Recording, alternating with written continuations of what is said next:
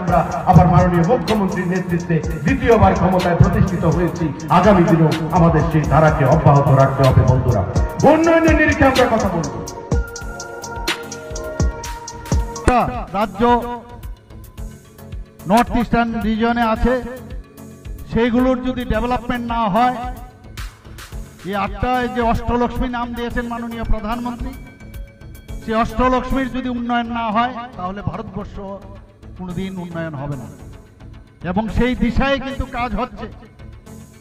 এবং আজকে আমরা ভাগ্যবান যে মাননীয় প্রধানমন্ত্রীজি 2014-তে যখন প্রধানমন্ত্রীর দায়িত্ব নিলেন, আমরা দেখতে পাচ্ছি যে অ্যাক্ট ইস্ট পলিসির মাধ্যমে আজকে পুরো নর্থ ইস্টার্ন রিজিয়নে যেভাবে ডেভেলপমেন্ট হচ্ছে, যেটা আগে আমরা কোনোদিন দেখিনি।